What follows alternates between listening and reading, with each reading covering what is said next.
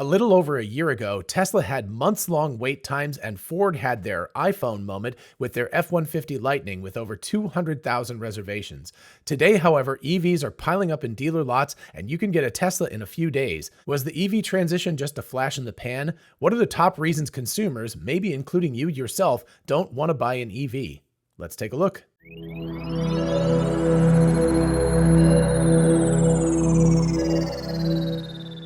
Hey y'all, it's Dr. Know-It-All. Today I want to take a look at the big reasons many people are worried about buying an EV for their next car and why they might or might not be valid reasons. A couple of very quick notes as we start. First of all, this isn't an attack on anyone's concerns. It's hopefully helpful information for you or your friends or family who are considering a new or used car purchase soon. The time to transition from internal combustion engine or ICE vehicles to EVs might not be right for you, or the reason you're worried might not turn out to be a significant reason after all. And it's important to note right from the start that EV demand varies a lot by region. Obviously, in China, people are very willing to buy EVs, as about 1/3 of all new cars are EVs. In Europe, it's almost 1/5 of new cars, while in the United States and Australia, we're pretty much the laggards in the group. As I live in the United States and have the most experience here, and the US is one of the big laggards in the EV transition, I'm going to focus this specifically on the United States, but if you live somewhere else, it's easy enough to take the results of what I've got here and apply them to your local community. Before I get into specific reasons, let me start with the lead here, the TLDR, or too long didn't watch, I don't know.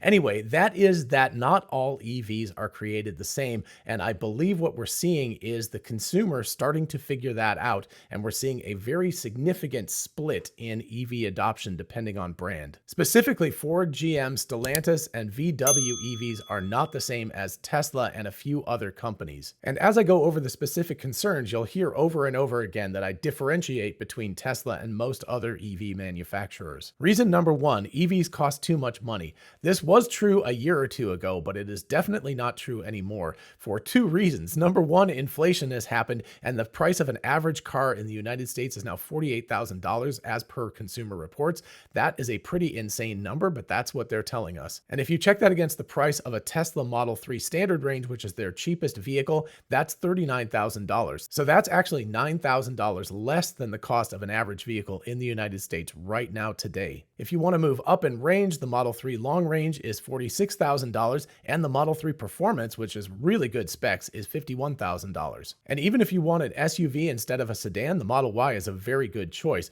The standard range is only $44,000, which is still $4,000 cheaper than the average price of a new car in the US. While the Model Y long range is $49,000 and even the Model Y Performance is only $52,500, which is barely above the average cost of a new vehicle in the US. And the real icing on the cake here is that all of these vehicles qualify for the US tax credit, so you get $7,500 off of every one of these cars, assuming you qualify, which most of us do. And that means that the Model 3 standard range is only $31,500 after tax credit. And to put this in context, the Toyota Camry SE, which is a pretty basic car, starts at $28,000. So you're not looking at that big of a gap. And that's of course assuming you can get the Camry without paying all the dealer fees and all of the other stuff to upgrade the vehicle. The Model 3 is a substantially more luxurious, better car with better technology inside of it, and it doesn't cost hardly any more than a Camry. With the holiday season approaching, it's a good time to think about our health.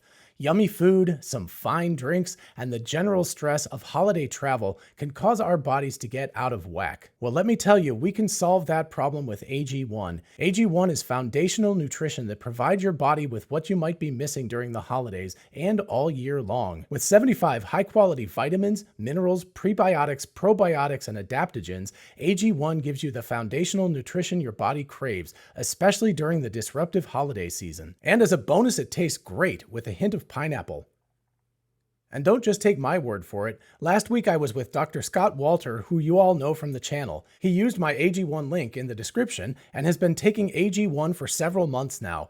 Out of the blue, he told me that AG1 has reduced his food cravings, given him consistent energy throughout the day, and has gotten rid of his afternoon energy crash. Needless to say, he's a big fan. If you click my link in the description, you'll get 5 free travel packs, perfect for those holiday trips, and a year's supply of vitamins D3 and K2. A big thanks to AG1 for sponsoring today's video. Be sure to click my link to get your first month's supply of AG1, and now let's get back to it. So as you can see, Tesla has been very aggressive about reducing prices over the past year, and that means that their vehicles now, especially with the tax credit, are extremely competitive, not with luxury vehicles like most people think, but with mass market vehicles. And in my opinion, one of the big reasons that other companies like Ford and GM, etc., are having big problems selling their EVs right now is because Tesla has reduced their prices so much and their cars are so much better that why would you buy a more expensive vehicle from another one of these brands when you can get a less expensive, better vehicle from Tesla? And here's a pro tip. If you are searching for an EV, be sure to look and make sure that the vehicle qualifies for the US tax credit if you are interested in that. Due to foreign manufacturer and foreign battery supply, many EVs on sale in the United States do not qualify for the tax credit. So you really do want to check that before you go and buy a new EV, no matter what brand it is. Number two reason not to buy an EV is that it's very difficult to order an EV. And here again, this depends on brand. If you're buying from a legacy auto brand, yeah, you're going to have to go to a dealer. You're going to have to negotiate with them. You're going to have to sit down and do all the stuff that you have to do. Or you can order from Tesla and a handful of other startup companies like Rivian and do it on your phone in about 2 minutes. Assuming you know which one you want, you can just go, I want this, I want this, I want this, pay a $250 deposit for a Tesla. And over the next few days, they will send you the information you need, including things like loan applications and all of that kind of stuff. You just do it from your phone. It just takes a few minutes as you're watching TV or doing other things. You don't have to deal with the dealer. There's no haggling about prices. If it says it's $39,000 or whatever, that's the price it's going to be. You don't have to worry about any of that stuff. And you get what you want in a few minutes without having to haggle with anybody. And man, after buying 3 Teslas, I couldn't even imagine going back to a dealer anymore. It was a terrible experience. I hated it. I always felt like I was being taken advantage of. And just looking at the prices and seeing what they are and not having to haggle and go like, well, that's the price. If I want it, I can get it. If I don't want it, I don't get it. And there's not even a person involved, so I don't have to feel bad if I don't want it. That makes the whole process so much easier. And here's a pro tip if you're interested in a Tesla. If you go to their web page as opposed to the phone app, you'll often see an Explore Inventory button, and you can click that and see which cars are available in your area. And often they're a couple $1,000s off the normal price of the vehicle, so you can get them even cheaper than the normal price. And that, for example, is how we got so much for subtlety, our red car as cheap as we did, because red is usually a $2,000 option and a white interior is an expensive option as well. We got both of those basically for free because they sold us the car at the base price without the upgrade fees. So if you're interested in potentially shaving off another couple $1,000s, searching through the inventory in your area is a very good call. And by the way, if you are interested in purchasing a Tesla, definitely use my link in the description. If you click the link and you end up purchasing the Tesla, then you end up saving $500 off a Model 3 or Model Y, or $1,000 off a Model S or X. Reason number 3 not to buy an EV, and I've heard this from a ton of people, that is that the batteries in the car won't last, and you'll have to pay like $20,000 to get them replaced after like 2 years of driving the car. So this is simply not true for any modern EV. That's Tesla, Ford, GM, whatever EV. That is not true anymore. It is true for the old Nissan Leafs that came out like over a decade ago. Yet those things, the batteries were pretty small in the first place, and they did tend to wear out. But modern battery chemistry and battery management systems mean that modern vehicles can go about 500,000 miles or more. Some people think they can get up to 1,000,000 miles before the batteries have degraded to about 80% of their original specifications. For us, before we sold our old Model Y, we drove 55,000 miles on that car, and it was still getting about 92 or 93% of the original charge state. And there's a friend of the channel who drives Uber and Lyft, and he's put close to 150,000 miles on his Model 3, and that car still has about 90% of its original charge capacity. So they go a long time with the modern chemistry that's in the new batteries. So even if you put like 20,000 miles a year on your EV, you could drive it for 25 years before it would get down to a state of charge where it wouldn't be particularly useful anymore. And then the batteries can actually be put into stationary storage and just recycled in that way, so they can be used for years after that as well. These batteries that are in modern cars are really durable. They're built to last forever. They're going to last a lot longer than you want to own the car. That's just a fact. Concern number 4 is range anxiety. That is that you can't drive your car for long distance trips, or you'll get trapped somewhere, you won't be able to charge up, and it's going to be a disaster. Here again, the brand of EV really matters. The biggest thing for you as you're searching for an EV potentially is to look for the stated range on the vehicle. If you drive a whole bunch and the car has relatively low range, that could become a problem. Generally speaking, most cars these days have at least 250 miles of range. And if you're just doing normally commuting around town and things like that, you might put 40 or 50 miles a day on the car commuting to work and going to the grocery store or whatnot. So it's going to be well within that capability, right? You're never going to have a problem in terms of range. If you really do put a lot of miles on your car, like you do Uber or Lyft or something as your career, or you just tend to drive really, really long distances for whatever reason, then you do want to look at a pretty long range vehicle, and that will be beneficial for you. But for most people, a car with 250 miles of range is going to be pretty darn adequate. And remember that electric cars are not like gas cars. When you get done at the end of the day, you just plug them in and they charge up overnight like your phone, and they're ready to go the next morning. Now, if you do a ton of driving, or if you go long distances or do road trips or anything like that, then you really do want to consider strongly getting a Tesla. And that's because they are the only ones that have a really robust supercharging network. My wife Misinformation and I have done over 3,000-mile road trips in our Teslas and never once had any range anxiety. If you get in, the computer in the car tells you where you're going, when you need to stop, how long you need to stop. It preheats the batteries. You just go to the place it tells you, you plug in the vehicle, you wait for however long it is, and then you continue on to the next stage of your trip. So between Teslas being very, very efficient with their batteries and having very long ranges, and the supercharging network having like 99.6% uptime, so basically you never have to worry about the chargers being up and running, you really just don't have to have any range anxiety. We really don't. We drive everywhere and we never even think about it. And speaking of charging, concern number 5 is that EVs take forever to charge. Again, this depends strongly on the brand. With a Tesla, for example, you can go from about 10 to 80% charge, or about 230-ish miles of added range in about 20 minutes. So yes, that's not as fast as like 4 or 5 minutes to fill up your gas tank, but it's not that long. And, reasonably speaking, because you don't have to stand next to the gas tank, if you fill up a gas tank, you have to stand there and squeeze the handle and stand next to the gas tank. With an electric car, you can just plug it in and you can go into the convenience store, go to the restroom, buy food, etc., etc.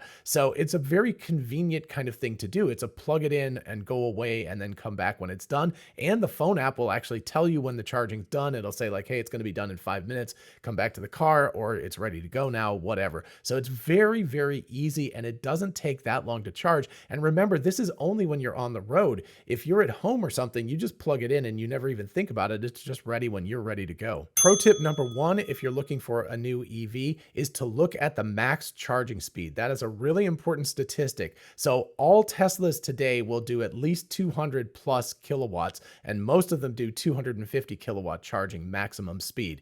If you are looking at a car and it has less than 150 kilowatts max charging speed, I highly recommend not getting that. You want at least 150 kilowatts max charging speed, and more than that is better. And pro tip number 2, if you're looking, is to get a car with North American Charging Standard, or NACS, not CCIS. That's the kind of plug that you plug into the vehicle. You want to get the North American Charging Standard, which is effectively the Tesla charging standard, because that's number 1, what everybody is going with. But number 2, starting in 2024, which is just a couple of months away, it gives all of these EV brands that have signed on to using NACS access to Tesla's supercharging network. And that means that road trips in Fords and GMs and other cars are going to be substantially better and easier next year than they are right now. So if you don't buy an EV, at least get one that has the North American charging standard. Concern number 6 you might have is that it's impossible to charge where you live. And of all the concerns, this is the most valid one that people have. If you own a house and you have a garage or a carport or anything where you have access to a plug, even a 110 volt plug, not even the 240 volt plug, which is, much more ideal because it charges more quickly. But if you have access to even a 110 volt plug, which is just the standard plug in the US or the equivalent in other countries, that is adequate to charge your vehicle. And it's no problem at all having it. You just plug it in at night and the car charges up. However, if you live in an apartment complex or a condo complex where you don't have access to an outlet, that does cause a problem. And it becomes an even bigger problem if there aren't chargers near you. So if you happen to live in an apartment complex and the closest Tesla supercharger is like 25 miles away, yeah, it might not be time for you to buy an EV just yet because that is a problematic situation. Of course, one thing you might want to consider in that circumstance is contacting your landlord and asking them to install destination chargers in your apartment or your condo complex. And that is something that condo and apartment complex managers are starting to look into because in order to attract the best clientele, they're realizing that they want to give people access to charging at their places. That might be for a small fee or it might just be included, but this is definitely something to look around for. And if you live in an apartment or a condo that doesn't have this already, definitely contact your landlord. You never know, they might go ahead and install it for you. But of all the concerns that I'm bringing up today about purchasing EVs, this one to me is the most warranted of the concerns. If your lifestyle just happens to be that you don't have access to any way to get electricity and you don't live near a supercharger, then yeah, it just might not be time yet for you to purchase an EV, and that's okay. Onward to concern number 7, and that is that EVs catch fire very, very easily and they're very difficult to put out. As it turns out, the second part of that is very true. Chemical fires are very difficult to put out, but as Tesla has published, electric vehicles are 11 times less likely than internal combustion engine vehicles to catch fire. That's not 11% less likely, that's 11 times less likely. And while internal combustion engine vehicles don't catch fire that often either, the really scary statistic is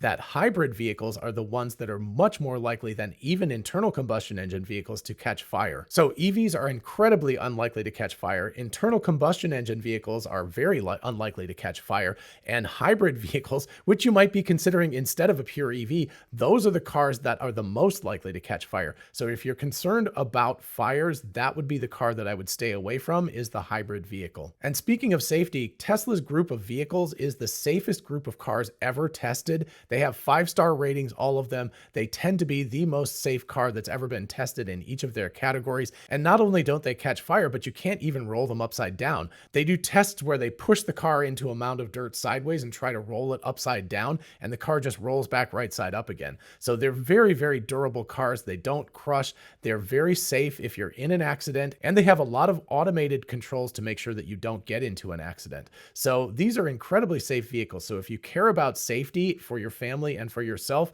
Teslas are definitely something to look at. Concern number 8 about buying an EV is that they cost too much to own. So we've already talked about the sticker price and how the sticker price is coming down and they're not that expensive anymore, but after you purchase the car, they cost very, very little to own and operate. First of all, almost everywhere, electricity is cheaper than gas, so it's going to cost you less money to fill up your battery than it does to fill up a gas tank, which means in terms of filling up, they cost a heck of a lot less money than internal combustion engine vehicles. And a pro tip here is to contact your electric company locally and ask them if they have EV specific plans. We have one ourselves, and what that means is for us, the cost of electricity is only 4.7 cents per kilowatt hour, which means we can fill up a completely empty battery to full for just a few dollars. And aside from the cost of charging or fueling, electric vehicles, the motors have almost no moving parts in anything, so it's not like an internal combustion engine vehicle. You don't have to change the oil, you don't have to have regular service calls and things like that. You can go 100,000 plus miles before you have to have any kind of service done whatsoever on the vehicle.